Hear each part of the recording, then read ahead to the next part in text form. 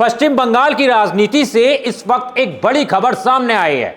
जिस नेता ने चुनाव के दौरान खुद को पुष्पा बताया था, जिसका नाम बाहुबली नेताओं में लिया जाता था, जिससे अभिषेक बनर्जी का करीब माना जाता है, उसी जहांगीर खान ने अब अचानक चुनावी मैदान छोड़ दिया है। फलता विधानसभा सीट पर दोबारा मतदान से ठीक 2 दिन पहले जहांगीर खान ने अपना नाम वापस लेने का ऐलान कर दिया है। और सिर्फ इतना ही नहीं, उन्होंने ये भी कहा है कि वो अब आगे कभी कोई चुनाव नहीं लड़ेंगे। तो सवाल ये है, आखिर टीएमसी के पुष्पा ने अचानक मैदान क्यों छोड़ दिया? क्या ये डर है, दबाव है, या फिर कोई बड़ी राजनीतिक रणनीति है?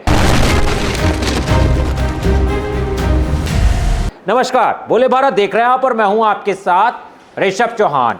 पश्चिम बंगाल की फलता विधानसभा सीट पिछले कुछ दिनों से लगातार सुर्खियों में है। 4 मई को चुनाव नतीजे आने के बाद यहां धांधली और वोटरों को डराने धमकाने के आरोप लगे। मामला इतना बड़ा कि चुनाव आयोग को यहां 21 मई को दोबारा वोटिंग कराने का फैसला लेना पड़ा। लेकिन अब दोबारा मतदान से पहले ही टीएमसी उम्मीदवार जहांगीर खान ने पीछे हटने का फैसला कर लिया है। আমি এর আগে অনেক প্রশ্নের উত্তর দিয়েছি, 29 তারিখে অনেক প্রশ্নের উত্তর দিয়েছি।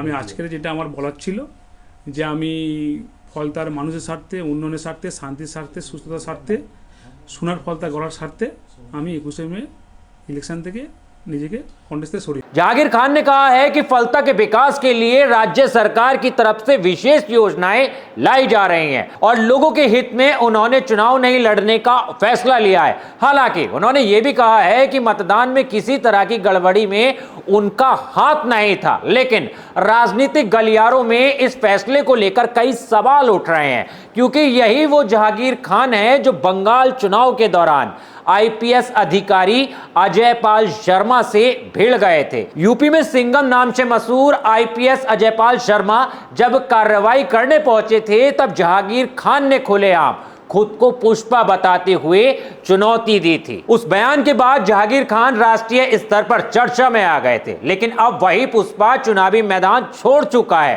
दिलचस्प बात यह है कि बंगाल में अब सत्ता बदल चुकी है, बीजेपी की सरकार है और शुभेंदु अधिकारी मुख्यमंत्री हैं। ऐसे माहौल में टीएमसी के मजबूत नेताओं को पीछे हटना कई राजनीतिक सवाल खड़े कर रहा है। इधर बीजेपी ने इसे टीएमसी की हार और डर बता रही है। प्रदेश बीजेपी अध्यक्ष समीक भट्टाचार्य ने सवाल उठाया कि आखिर अभिषेक बनर्जी प्रचार में क्यों नहीं दिख रहे हैं। तो वहीं मुख्यमंत्री शुभेंदु अधिकारी ने तंज कसते हुए पूछा, पुष्पा कहां है? फलता में टीएमसी है नहीं। जितने गुंडे थे और उनको मदद करने वाले पुलिस थे, अब कोई नहीं है। वहाँ धमकी दे के, डरा धमका कर वोट लिया जाता था। अब वो करने की जरूरत नहीं, और हार निश्चित जान के कौन जाएगा वहाँ। बीजेपी नेता दिलीप घोष ने तो यहां तक कह दिया कि पहले लोगों का वोटिंग अधिकार दबाया गया, लेकिन अब हालात बदल गए हैं। वहीं टीएमसी का कहना है कि जहांगीर खान का फैसला उनका निजी फैसला है, पार्टी का नहीं। टीएमसी का आरोप है कि बीजेपी सरकार बनने के बाद फलता में उनके कार्यकर्ताओं पर दबाव बनाया जा रहा है। कई कार्यकर्ताओं की गिरफ्तारी हुई है और पार्टी दफ्तरों पर कब्जे की कोशिश हुई है। यानी एक तरफ राज्य की सत्तारूढ़ बीजेपी इसे टीएमसी की कमजोरी बता रही है। देखिए ना, मतलब दाएं बाएं ऊपर नीच में एक भी टीएमसी कोई नहीं है। 80 एमएलए होने के बावजूद भी टीएमसी एकदम खाली हो गया है। इसलिए डर में ये लोग हाथ उठा लिया है, और वहाँ का जनता को भी 10 साल से वोट नहीं दे पाए, उसका जनता भी वोट नहीं दे पाया।